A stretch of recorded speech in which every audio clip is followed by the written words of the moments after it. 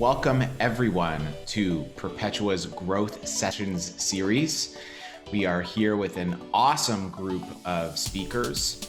Ari Horowitz, CEO of Yardline Capital, Brenton Howland, CEO of Forum Brands, and Chris Bell, CEO of Perch.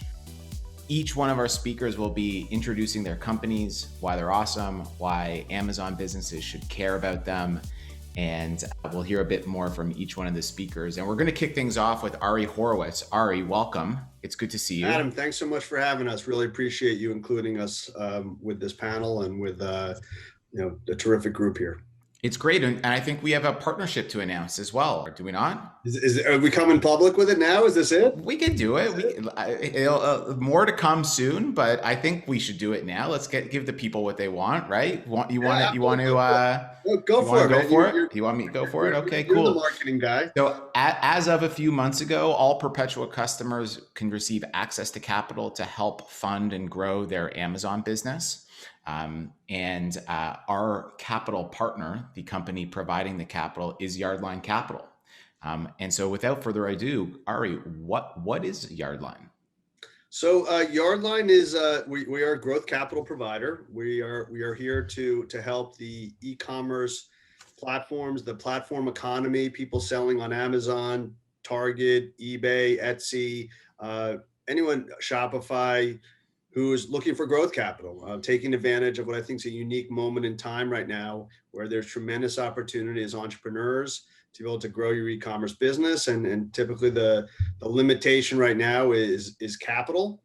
But if you have the grit and you have the desire, there's companies like Yardline out there that will help you grow.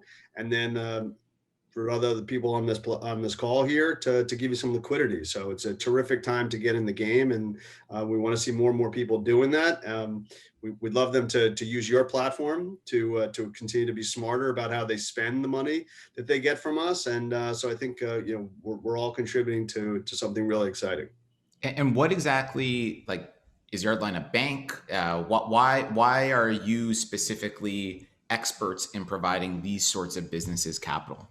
Sure. So we grew up, I personally grew up out of a company called Thrasio, which is one of the aggregators in the space who's buying e-commerce businesses, Amazon sellers. And in my time there at that company, while we're looking at buying businesses, one of the things we recognized was that, especially the companies that we were not buying, pretty much everyone was looking for cash. The economics of being on these platforms is incredible. The opportunity is great that these platforms bring customers. But it's challenging when you're buying product typically in China, waiting until it's manufactured, putting money down up front, putting product on a boat and waiting, somewhere between 90 and 120 days until you get your distributions from Amazon. And so, the cash flow dynamics of these businesses is very challenging. And so, Yardline is here to help with that, solve that problem. So we're not a bank. That's not how we enter into a relationship with our partners. What we really do is we partner with sellers. You come to us, we look at your business, we really dive deep into your data. We do an analysis of how you performed historically, our expectation of your future performance, our view of the different platforms that you're operating on, and platforms that maybe you're not operating on yet, that you could be operating on. And we make an overall business assessment during our diligence process, and then we'll make an offer to you to provide you with capital. That capital typically is going into inventory, and we recommend going towards advertising to continue to push on the growth and take advantage of this opportunity. And then we partner with you because we're not, in not being a bank, we're not making you a loan. What we're doing is we're giving you capital, and then we're actually entering into a contract for future receivables. So we will then partner with you by taking a percentage of your distributions to get our capital back, plus our fee, which really aligns our interests. So if we can, in the event that things don't go right, which they don't always go right on Amazon. Amazon has a tendency to suspend accounts for multiple reasons, a lot of times for the wrong reasons. We don't get paid. So we are sitting there alongside you, helping you grow, taking you through with a seller success manager that may find low-hanging fruit, like maybe you need a better ad tech platform, and then we send them your way, and really giving you guidance as to how to accelerate your business. Got it. And so understood that you're not a bank, understood that you're very much a partner in providing growth capital to many of these sellers, but why shouldn't I take out a line of credit at a bank versus going to a Yardline? Or what would my other alternatives be aside from a Yardline, and how do you position yourselves against those other alternatives? Sure. Well, look, in any company, there's multiple places you can get capital. Probably the most expensive and highest risk capital is equity capital. Right? There's the venture world, which I'm sure you're familiar with, and people on this call are. There's private investors, angel investors. These are all people that will take a piece of your company, and in the bet that at some point you're going to grow your business and sell it, maybe take it public, and they're going to get a return on their equity. They're taking the highest risk. They really have no security. They're totally betting alongside you that you're going to be successful and grow in the business. And if you don't, there's probably not a good return for them. On the very other end of the spectrum are the commercial banks. It's probably the least expensive. It is the least expensive cost of capital, but it's typically asset-based or cash flow based. These are for established companies. I think the challenge there with a lot of e-commerce sellers that we've seen is that traditional banks just don't really understand the way e-commerce businesses operate. And so, when you try to explain to somebody that you're a $3 million business, but your bank statements only show $1.5 million thrown through there, and you start to take them through how Amazon takes their fees, et cetera, you lose a lot of banks, traditional banks, in understanding the business. You don't have a lease, you don't have any employees. It's just not what they're used to looking at. So I certainly think if you can get bank debt on your business, it's going to be the least expensive capital. And they're also going to want some security. I mean, a lot of bank debt's going to want a personal guarantee. They're going to want assets to back that loan. And that's what enables them to. Is Yardline not require a personal guarantee? We do not. We are really acting like equity partners with you. We're not making you a loan. We're providing capital purely based on the future expectation of growth. And that's why we set up our capital solutions to be able to grow with you, right? We're going to give you the capital. We're going to put a fee on top of the capital. And then we're going to take a percentage of distributions from your platforms. And that's how we get repaid. So it's really equity type risk. And we think we can do that because of the reason of really going deep into the platforms and really understanding what the performance of these businesses are going to look like. And so we believe we're taking a reasonable amount of risk based on still having an unsecured, non-personally guaranteed capital being given to you guys. Yeah. So let's talk about that. So assuming you've made tens, dozens, maybe even hundreds of investments in potential businesses, what are some of those common performance characteristics that you look for in the ones that you've given the most amount of capital to? I mean, they're pretty fundamental. I mean, it's, we're looking for growth rates. We're looking for, companies that, let's just talk about Amazon because it's the biggest platform, and Amazon Shopify is where we see most of the companies come to us. Although we are seeing companies more and more now on Etsy. We're seeing companies on Walmart, really cross-platform, and that is our sweet spot, to be able to go cross-platform with companies. But if you just focus in on Amazon, for instance, the companies that we like to look at are companies that they show up on page one for search with the key search terms. They have a strong review score, so we know they're solid there. They have a strong review moat. So there's not going to be other companies on there. They're going to take away their position. I mean, ultimately, what we're looking for is branded sellers. That certainly is something that we'd like to see. What do you mean by branded sellers? Like they have brand registry, or Correct. that they've invested in a brand presence? I mean, clearly both, but brand registry would be the qualifier there. Got it. And it's a clean account is very important to us. The place that no one likes to see is accounts where there's been review manipulation. But we want to see a clean account there. But it's a business that is operating effectively, taking advantage of the platform. But we also like to see some that, have where there's opportunity, right? Where, for instance, this plays into your world. If we see a company that's doing very well, but they're only spending, call it a couple points, 2-3% of their top line on advertising, we know that there's growth there. Because typically the companies that we see that are very successful are spending in the 10%-ish range on advertising. And so we know that there's low-hanging fruit there and growth potential by referring them to you, having them ramp up the advertising spend, and we know that there's growth potential there. So it's not just how they're performing, but it also includes some of the low-hanging fruit that we see as part of our process.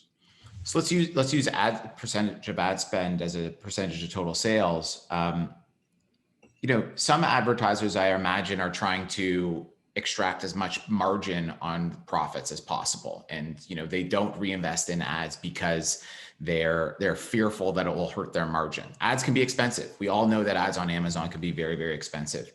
So I'm curious to know how you advise these brands and these businesses in thinking about not just margin optimization, but rather total profit optimization with the capital that you provide them. Well, look, I think you nailed it there, and that's the what I would say is the biggest difference between being a platform seller and being a traditional business, right? In a traditional business, you're very focused on margin.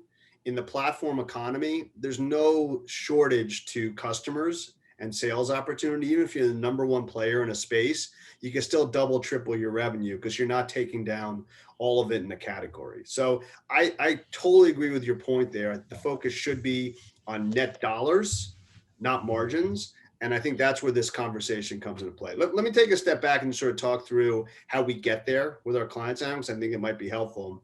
When you come to Yardline and you apply, we assign you a seller success manager. And the seller success manager, right during the underwriting process, starts what we call the Y50BA. That's the Yardline 50 business assessment. And what we're doing there is we're taking you through the core metrics that we see being that are exhibit success for sellers.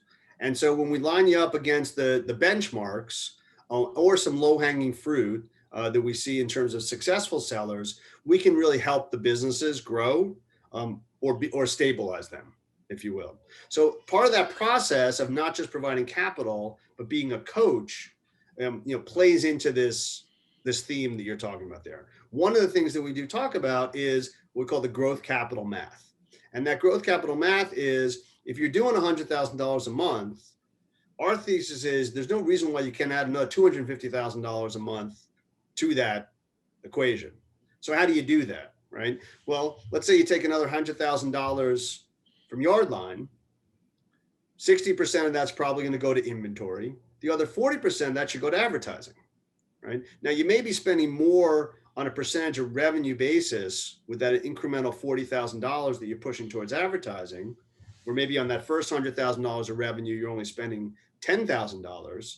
So as a percentage, you're spending higher, but you're netting more dollars, right? And at the end of the day, that's the game, right? You're netting dollars after all the fees, after using your platform, after taking our capital, you're still putting more money in your pocket, and that's the goal.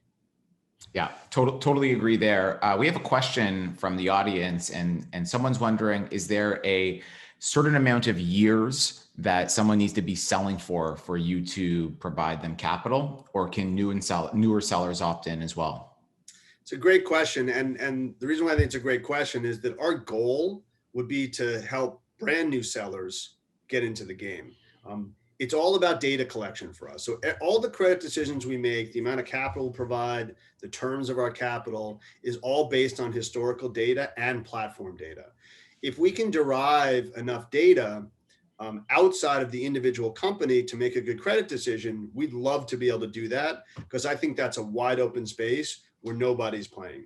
Today, we need at least 90 days of data to be able to make a credit decision, which I still think is being pretty aggressive.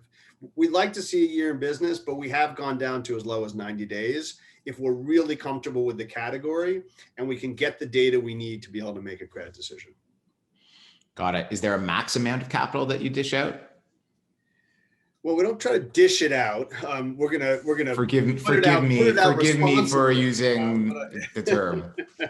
Uh, so we'll, look, what we say publicly is we'll go up to $1 million, and it's very fast. Come to us, we'll pre-qualify you right away. In 24 hours, we can fund up to $1 million. In situations where someone's looking for more than that, we may work up to that, to a higher number. And it might take us a little longer, but our core model is to fund up to $1 million in less than 48 hours. And you mentioned that most people reinvest the capital that you provide them in both inventory and advertising. Is there a third bucket that you typically see as well? So one point to make is we're very flexible with what people do with the capital. We don't tell people what to do with it. In fact, they can do whatever they want with it. But you do ask why? Do we ask why they'd be doing something else? No, why they want the capital? Of course we ask that. I mean, it's part of our diligence process. But someone may just say that they're looking to pay their kids' tuition, and they're in a slow month here, and they need some additional capital. And we appreciate the candidness, and if that's the case, and the business can support repaying the capital, we're comfortable with doing that. We're not going to tell you what to do with the money, and that's something that is core to our thesis here. We do believe that in the math that we talked about earlier, that if you reinvest that capital into your business and you do it in the way that we described between inventory and advertising, that is the most efficient place to put your capital. The third bucket where we've seen people doing it is in new products. So, and this sort of goes into your question from earlier, Adam, which is, what are the different buckets you can go to get capital? The one thing I will say on that is, when you look at the spectrum of risk, what people should be really careful about before going and taking on bank debt or loans is that they got to be really sure that what they're doing with that money is going to produce a return. Because unlike the capital you get from Yardline, if you're looking to grow your business and it doesn't grow, we're there with you. If it takes you longer to pay, to get the money back to us, because sales slow down, things aren't materializing as quickly as you thought, that's on both of us, and we got to help you fix that. When you go to a bank, they're not as comfortable with that. They're expecting to get their money back on a fixed period. They're taking their interest and their principal every day, every month, whatever that is. And that's going to happen whether or not you have a suspension, whether you launch a new product that doesn't work, or whether things go really well. And so I just, I encourage people to make sure that they're looking at their cap structure and balancing it between equity, if they decide that they want to share in the ownership of the business, which has its negatives and benefits. If they want to use bank debt, which is going to be the least expensive, but also has its challenges, or if they want to, sort of go in between and partner with someone like Yardline. Got it. You mentioned something about the slower months. And as everyone on Amazon knows, seasonality can be a big aspect of their business. I'm curious to know to what extent Yardline bakes in risk or that seasonality into their risk assessments, and also to what extent Yardline goes a little bit more aggressive in the capital that they extend to potential sellers based on knowing that future sales are going to come during warmer months from a seasonality perspective. 100%. I mean, that's a core part of our underwriting and the fact that we're operators. We come from being operators, and we really understand those dynamics. We understand the risks of suspensions, and we appreciate the shutdowns and then the Prime days and the holidays and the dynamics around that. I mean, we even just went through Chinese New Year, which has its own challenges. We went through, I can't believe it's almost been a year now, where Amazon shut down inbound because of COVID. So there's a lot of different things that can happen in the land of Amazon, or we say the country of Amazon, when you're doing business there. And so we absolutely take that into account when we're doing our underwriting. And we think that's a competitive advantage for us, because we're competing at the end of the day with other people providing capital, and those that don't really understand the dynamics of these businesses and what to look for, they're not going to be as good at it. But if you are good at it and you really understand it, you should be able to provide larger pools of capital at lower risk, which ultimately results in lower prices or better terms. Right. And One last question for you, Ari. I know that you provide value-add strategic capital because you're domain experts in this space. Your team can move very fast once a seller provides you with all the information that you require.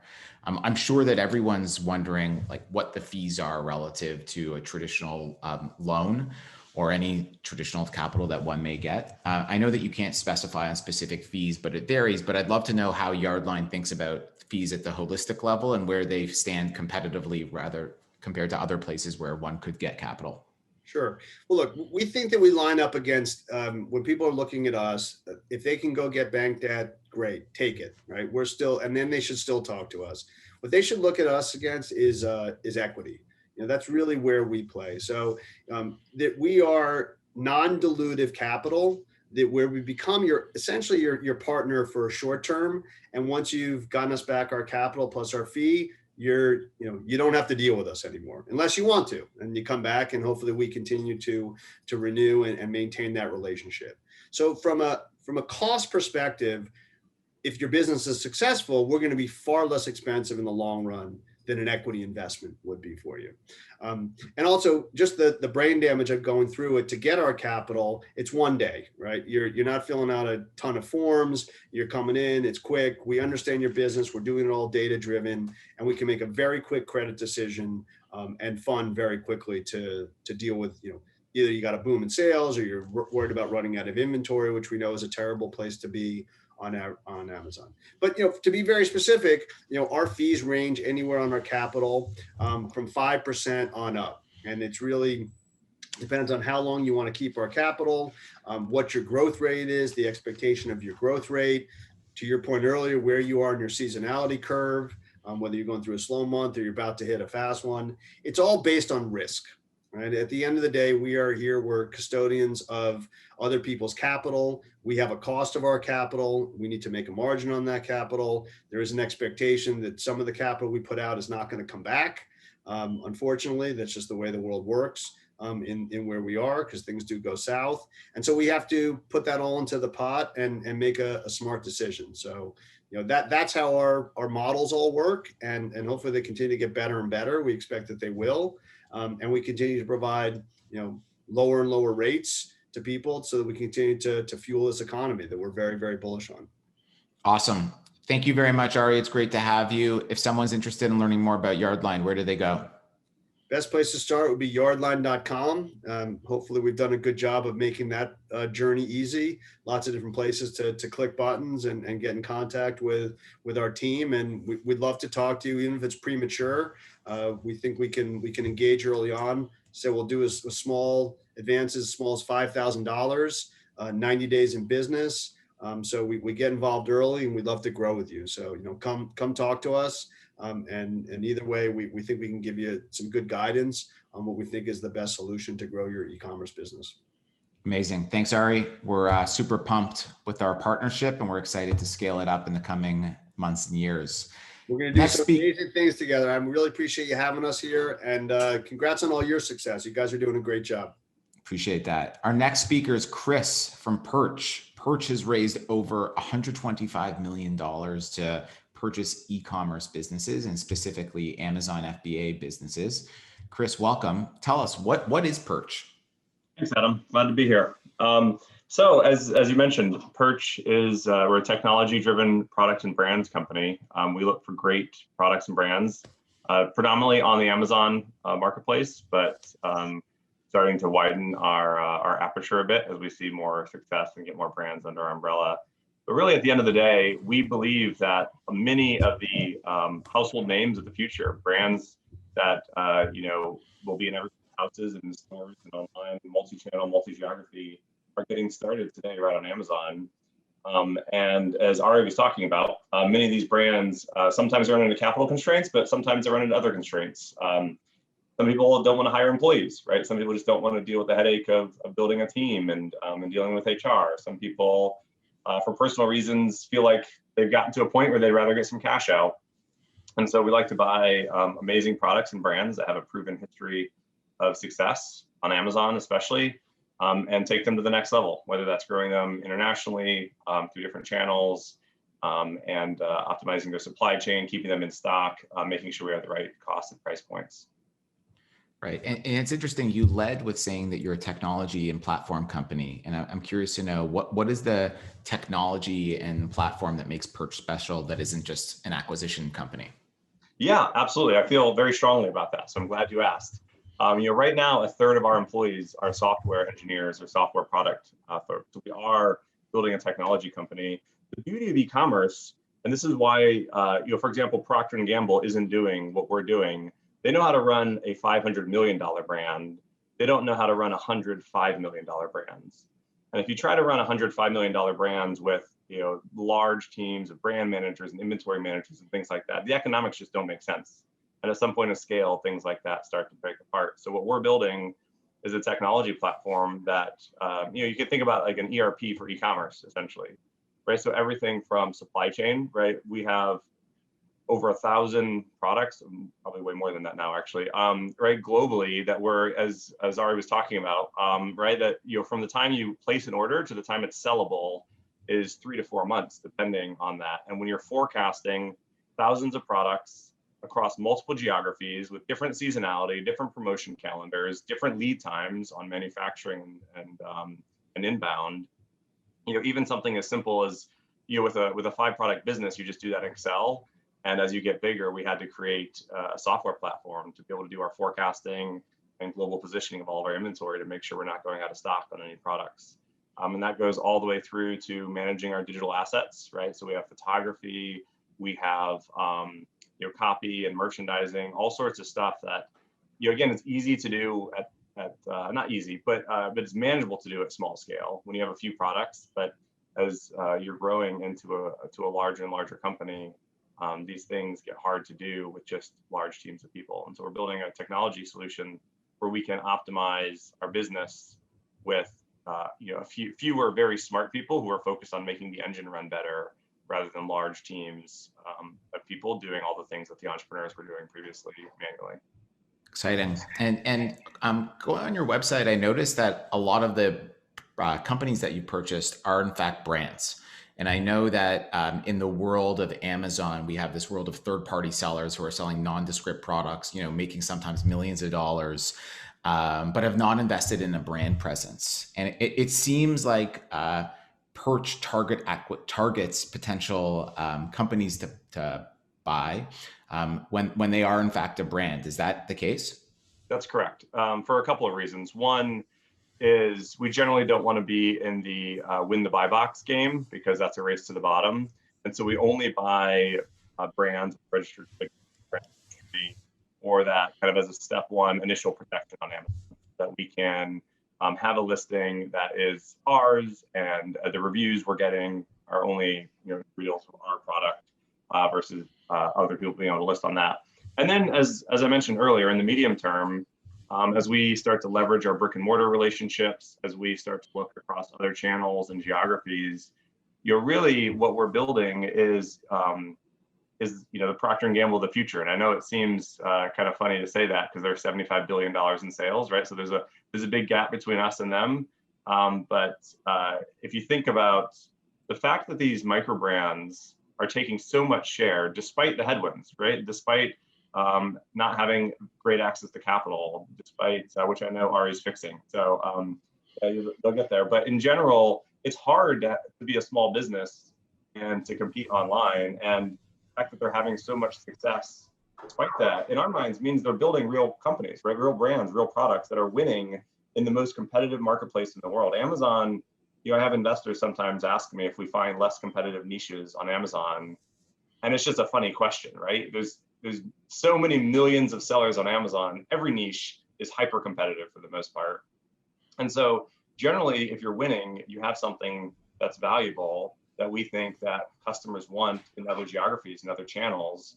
But to be able to do that well, we need a brand, right? You can't protect your product IP if you haven't taken the right steps to protect it. And so both initially for the Amazon protection and then broadly as we execute our vision and strategy for making these kind of household names in the future, we want that brand. Makes sense. And you're not the only person doing this in this world. There's a term being thrown around called aggregators. I'm not sure how you feel about that term, Chris. I don't love it, but go on. Um, I'm sure that if I'm a good business, if I'm running a great business and I want it to be sold, there's no shortage of potential acquirers today. Yeah. So I'm curious to know why should I consider Perch as my acquirer of choice? Yeah, absolutely. Well, I think part of the reason is myself and my team don't like the word aggregator. And I'll tell you more about that, right? Like, I think, and I don't, I don't want to speak for anybody else in this space, but in general, we are not trying to aggregate a bunch of things. Part of our strategy is to find great products and brands and give those founders liquidity and buy what they have. But if in a few years, we just have a pile of things that we have aggregated together, we have failed, right? We haven't really created any value. We've just kind of traded money between hands. And so really what we are building is a multi-channel, multi-geography platform where we can take great products and brands and we can vault them to the next level and 10x them over the years to come. And so just kind of again, aggregation is just a word, but in my mind, it means you're just collecting a bunch of things and making, a pile of rocks out of each individual rock. And in general, we're taking rocks and we're turning them into mountains. And so our view on what we want and what we do with it, I think is different. And I don't know, again, I can't speak for what other people are doing, but in general, for sellers who have worked with or plan to work with Perch, they'll find a few things. One, we're just nice people, right? Not to say other people aren't, but we really want to understand what's made your brand special, what you've done. We want to be fair and transparent and fast. There's no tricks. If we really like your brand, we want to own it and we want to take it to the next level. And we'll tell you that. And we'll tell you how we value companies. As you go through a process with us, our documentation is actually, our first two acquisitions, my lawyers were telling me, put this protection in and that protection in. And it was painful and it was hard. And I talked to those sellers afterwards and I was like, thank you for bearing with me. But also I never want to do that again. And I told my lawyers, rip all that stuff out, right? We're not here to try to sue people. We want to buy great brands and grow them. And we want to invest in the upside and not, we don't need a whole bunch of random downside protection clauses. And then post-close, you'll see just, and folks that work with us, usually we try to introduce you to some of our team through the process. We just have a tremendous team. I'm really humbled by the team that's come together at Perch. And really smart people who really know the Amazon ecosystem, who know brick and mortar retail, who know Walmart.com, who know how to drive international expansion. And so the folks that talk with us consistently, I get notes constantly saying, I knew there were one or two great people at Perch, but now that I've gotten to know 5 and 10, holy cow, it's so consistently amazing, the caliber of talent that you guys have hired. And so I'm really proud of that. And I think that at the end of the day, this is hard. And all these sellers know this, right? Selling on Amazon, there's no magic powder. There's no sparkle dust. It's hard work. Every day you wake up and you work your ass off and you're dealing with suppliers and you're dealing with customs and the FDA and Amazon and on the phone with seller support constantly. And right, there's a million paper cuts. And our ability to not only overcome those, but also to drive pretty tremendous growth post-acquisition is, for people who don't, just are kind of looking to flip their business, sometimes we win, sometimes we don't. But for people who care about their brand and want to see this thing go to the next level, I feel like we can unequivocally say that Perch is the right place for those brands, and we invest heavily in those brands post-acquisition. And if I'm the owner of one of those businesses and I'm sold now, I'm like, Chris, you guys sound awesome. I want to invest in your team. I believe that you can grow my business. Given that this partnership around people is core to the Perch ethos, as you make it seem, do you maintain a relationship with the owners of these brands post-acquisition? Are there earnouts? Do they have the option to come work with Perch on an ongoing basis? I'm curious to know how that relationship goes post-acquisition. Yeah. So almost always there's an earnout. I don't know the exact numbers, but I would say kind of well over 95% of our acquisitions have an earnout, which is good on both sides, right? It can allow the entrepreneur to share on the upside. And also, if you're not at all interested in earnout, it's a little bit of a bad signal to us. If you don't really believe in the upside of a brand, is something we try to understand a little bit more about. And then in terms of ongoing, typically we always have, somewhere between a 2 and 4 month transition services agreement as part of the acquisition, where we very clearly ask you to make sure you're making time for your brand so that, we learn all the secrets that you've learned in your years of building this brand. And then after that, it varies quite a bit. I don't think we have any entrepreneurs that we've never talked to again, right? So rarely do people disappear because we've just gone through the foxholes together, right? We got deep in your business. We asked you a lot of hard questions. You explained it to us. We did a transition, and now this thing is growing and it's going really well. And so I would say, probably at least every few months, we get a note from most entrepreneurs saying like, hey, I saw it's live in Europe, so exciting, or I saw this thing happening, or you got the bestseller badge, so cool, right? And so we get, or on the opposite side, like, hey, did you notice this competitor? They seem to be copying your images. You should submit a case with Amazon because they're, and so we get a lot of ongoing engagement. In terms of more formal engagement, we've had some entrepreneurs who are really excited to work with us, and we've had those discussions, and sometimes we iron out agreements for them to help in one place or another. More often than not, these folks are creators, right? And they want to go create again. And so they want to stay in touch with us because one, we become friends, and two, they care about the brand. But in general, the difference between what Perch does and what the entrepreneur does is they're creators and we're scalers. Right? And to be a scale company, it's just different, right? We're investing deeply in standard process. We're investing in this technology platform. We're investing in a machine where we can not take just your brand, but hundreds and thousands of brands and make them global brands. And kind of, sometimes people say, hey, I want to come and do this thing for you. And I'm like, great, here's what it looks like. You're making a very standardized process and you're doing it really well every single day. And then you're wrapping technology around it. And they say, I'd rather go launch some new things on Amazon. That's a little bit more my speed. And then we've actually had entrepreneurs come back. We've actually bought more than one business. We bought a business from an entrepreneur. He launched another one. We just bought his second one. And so it's exciting to see that come back around where people call us and they can do it again and again. And it's great for us and it's great for them. So let's talk about scale. You acquire a business. I'm sure you do an audit of, hey, here are the low-hanging growth opportunities. You mentioned international expansion. You mentioned multiple marketplaces. You mentioned maybe retail or D2C. Is there not necessarily a checklist, but are there often 2 or 3 big things that the moment Perch acquires a brand, you go, we're going to do this to grow this business? The answer is yes, though the interesting thing is it's never the same 2 or 3 things. We find that most successful entrepreneurs have 1 or 2 fastballs, right? Some people are really good at advertising. Some people are really good at brand making and merchandising. Some people are really good at supply chain. And so we always, we have, as you said, we have our checklist and we call it our post acquisition value creation playbook, right? So we have the list and the things we go through, but it's really interesting to see sometimes we look at one part of the business and we're like, wow, you're actually very good at this thing.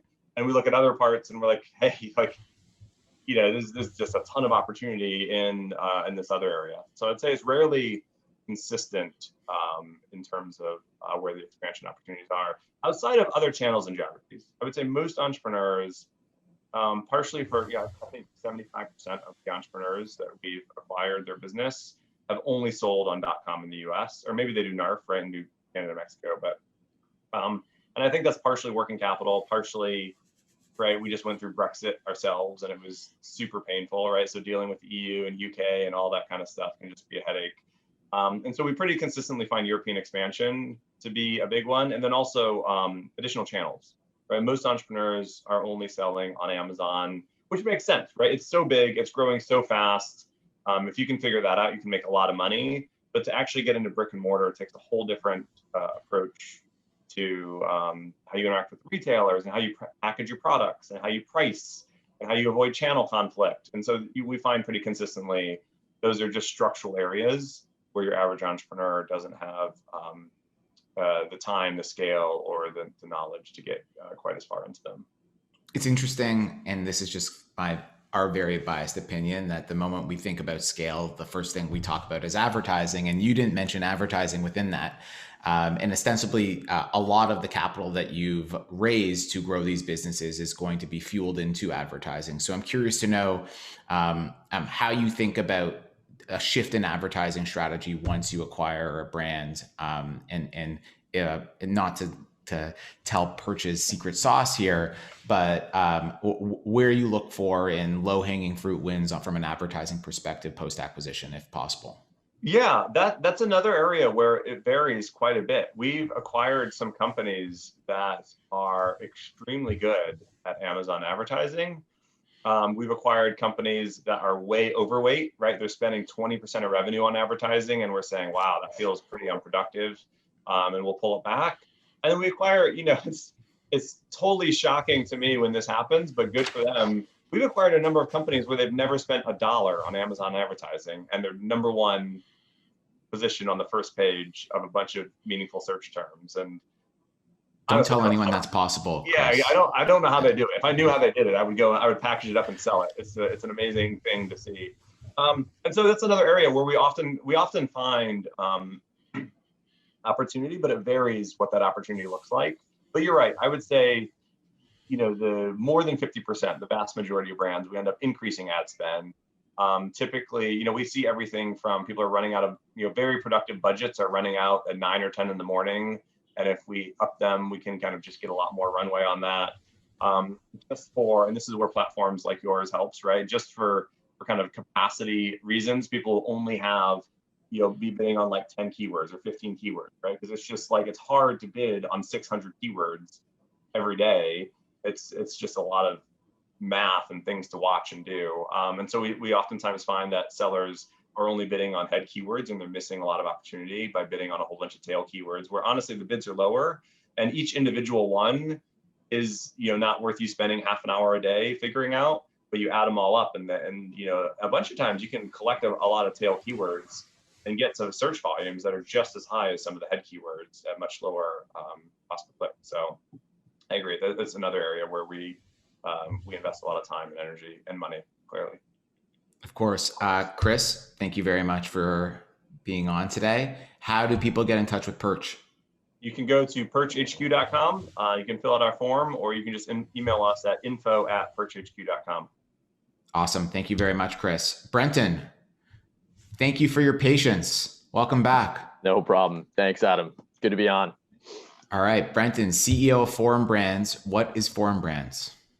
So Forum Brands looks and feels a lot like the business that Chris just walked you through. We are brand builders in e-commerce. That is our DNA at the core. We do so with a combination of technology and human capital that comes from some of the leading e-commerce companies, including Target, certainly Amazon, where a good chunk of our management team comes from. And the way that we go to market and ultimately build our portfolio is not as a creator. We're not product developers. We're accelerators, really, at the end of the day, and so we buy our way into outstanding brands that have been built by this amazing creator economy and consumer that we've seen come to be really in the last 10, 20 years.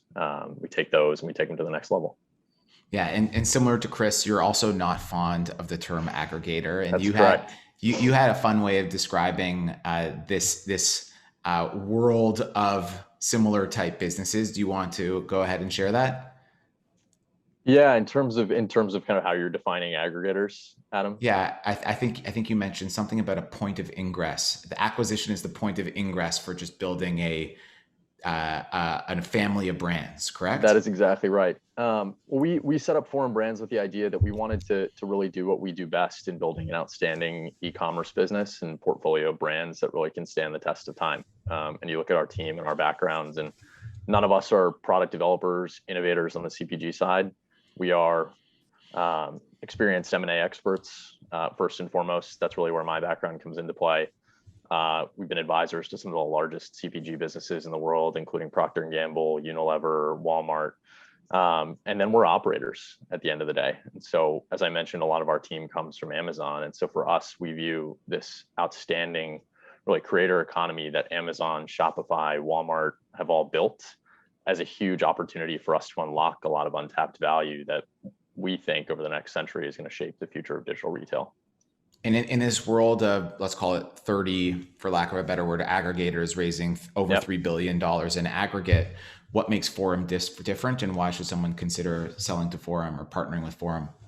Yeah, I think at the end of the day, it's really threefold. It's the technology that we're building, and Chris hit on this a little bit. We view technology internally as a huge amplifier of kind of the second big differentiator for us, which is our human capital and expertise. And getting to that point, most of our management team, particularly on the operator side, have come from Amazon, where not only have they worked with and helped support thousands and thousands of products and third-party sellers on the platform across the US and Canada, but they've also built a lot of the tools that sellers are using day to day. So Alex, our COO, as an example, he held just about every commerce role that you possibly could find in Amazon. In his 5+ years of being there, he was a pricing specialist. He was a buyer and a vendor manager. He was a product manager and helped build a lot of what you see in Seller Central today. And so the real reason to sell to Forum is that, we've got an outstanding M&A team that's done 40+ transactions in large cap private equity in the past. We've got a process that works, tried and true. And then we really take brands and we take the long-term view. And so we talk to sellers about what they want outside of just liquidity. And for a lot of these folks, the businesses that they've built has really been a tremendous source of pride. It is their baby at the end of the day. And they recognize that there's an opportunity for near-term liquidity, but they also want to see that brand continue to be successful and meet consumers everywhere they are, everywhere they shop, be in homes across the globe 10, 15, 20 years from now. And I think we provide the best option in the market for that. And how do you provide that sense of comfort to them? There's obviously you can't give them any guarantees on what you're going to do post acquisition. But if I've worked my tail off for the past 10 years to build this brand, and maybe I need to send my kids to college and I need some extra cash, and I'm hearing Brenton tell me, you can take pride in us having a good home, that think of long-term vision. What are the reassurances beyond that you can tell a potential seller? Yeah, I think, Adam, it's a good question. At the end of the day, it really starts with listening early on in the front end of building these relationships. And, Chris mentioned the human element here. I think that's tremendously important in building relationships with these sellers. So we spend a lot of time upfront listening to sellers, what they want, how they've built the business, where they saw opportunity. If they were to stick around and continue to be running it and not sell the business for the next 5 years, what would they do? Where do they find opportunity? So that's first.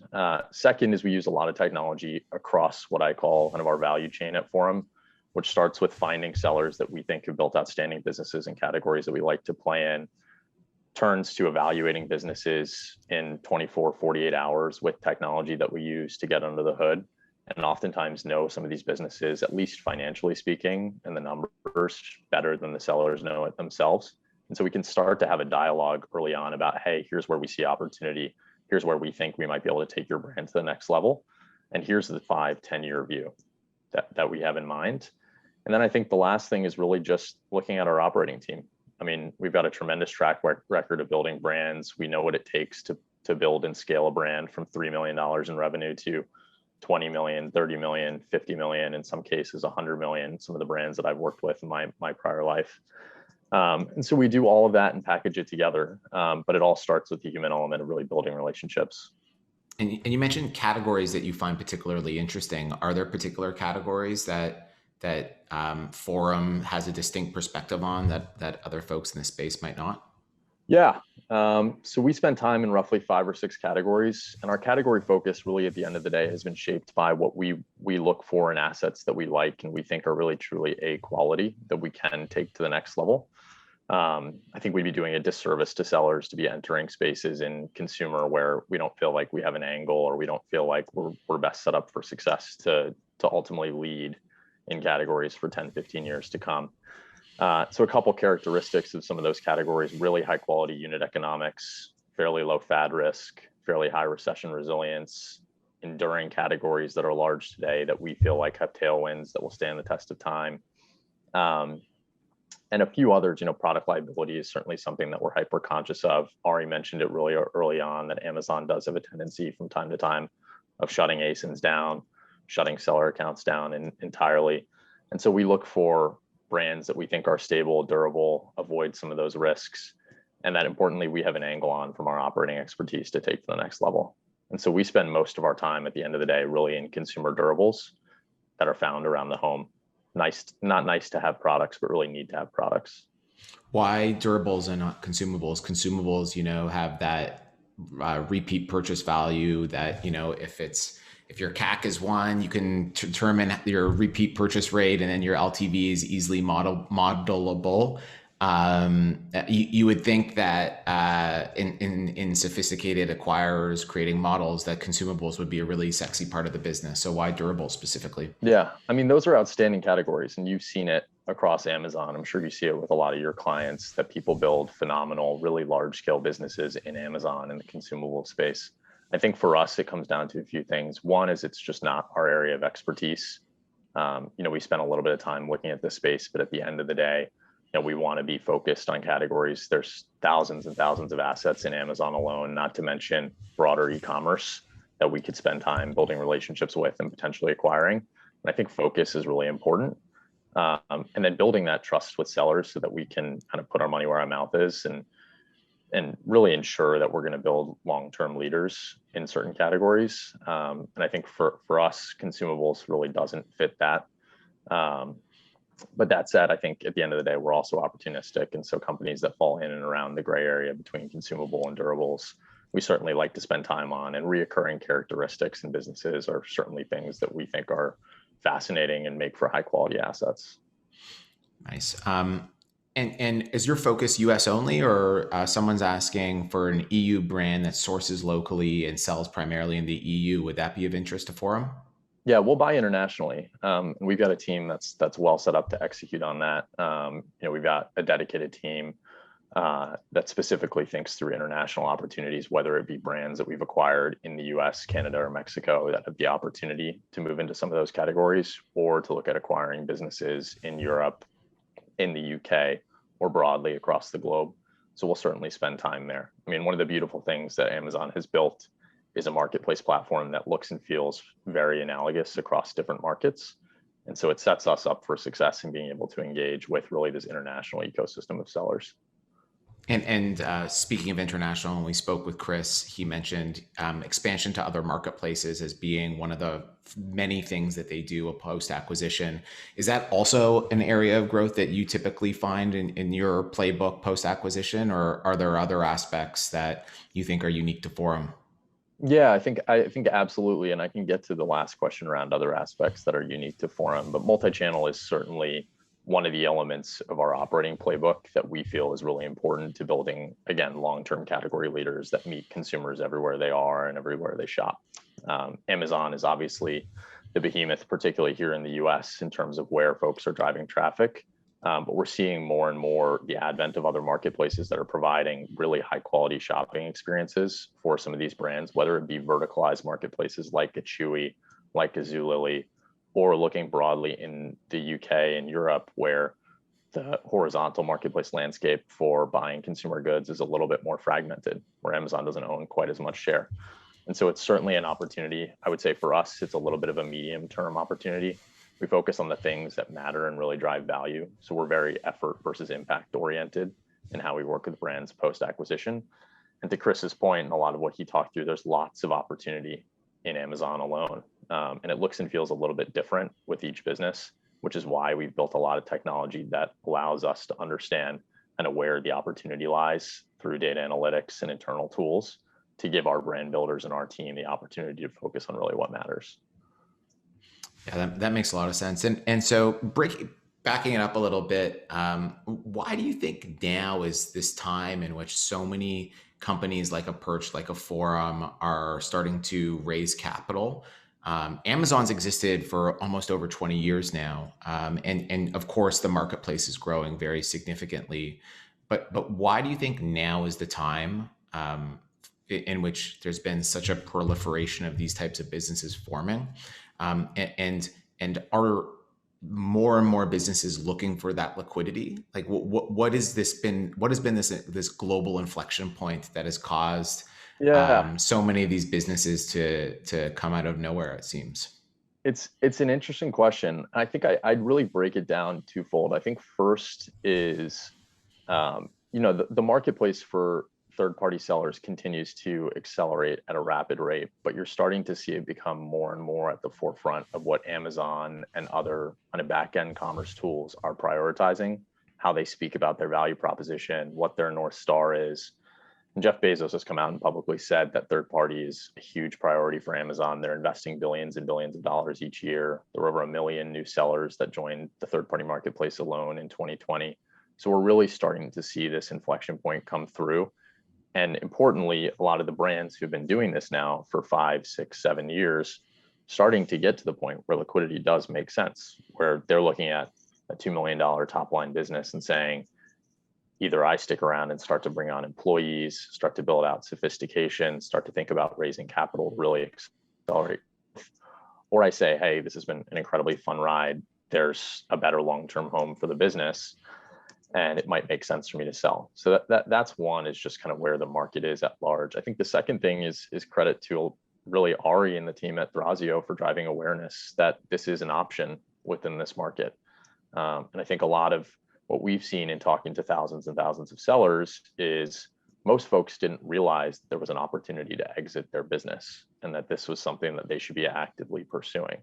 And so we're starting to see, with all the money that's been raised in the market, a lot of folks like Chris and myself, starting to be proactive about reaching out to sellers and communicating that this is something that is an option for them, that their business is worth quite a bit. I think has contributed to a lot of this rise in folks like us on the buyer side. And so, Brenton, at the end of every growth sessions, we ask for a prediction, and you are our final speaker. So we're gonna send that one to you. Perfect. What would be your prediction for e-commerce in 2020? I think we'll see a lot of the same in 2021. 2021. That's right. There we go. New year. Time is a It's already March. No, it's. I haven't left my place. I'm in shelter at home. I haven't left my place. Every day's the same. Yeah. We're all feeling that. No, I think for me, we're going to see more of what we saw in 2020. I think we saw an unprecedented amount of e-commerce acceleration as a share of total retail sales. I think we're going to see more of the same in 2021. Hopefully, knock on wood, we're going to move through this pandemic fairly soon here in the short term. But I think what we've seen in 2020, in my view, will have fundamentally changed the way that consumers shop for goods and services, particularly durables, where we like to spend time, really into perpetuity here. And I think we're going to see a lot of that. I think more importantly, one of the things that we're going to see on the marketplace side is a continued push for multi-channel players outside of just Amazon alone to really try and be competitive. We've seen Walmart.com investing heavily in their platform. We've seen a lot of folks popping up in Europe, in the UK. I think I mentioned this kind of verticalized shopping experience. I think we're going to see more and more of that within specific, very large subcategories of the consumer space here in the US.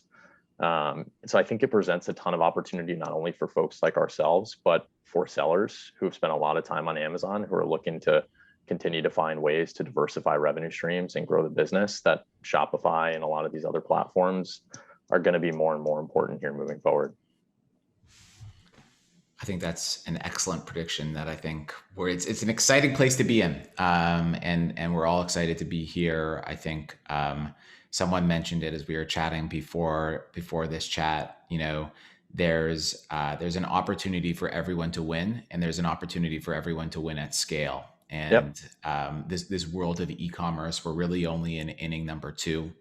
The North America, despite the meteoric acceleration in e-commerce sales as a percentage of total retail, is still far lower than China. I'm pretty sure China hit 50% this past year, which shows there's trillions of dollars in opportunity yet to be seized. And it's great to hear that Forum Brands is becoming a leader to seize those opportunities.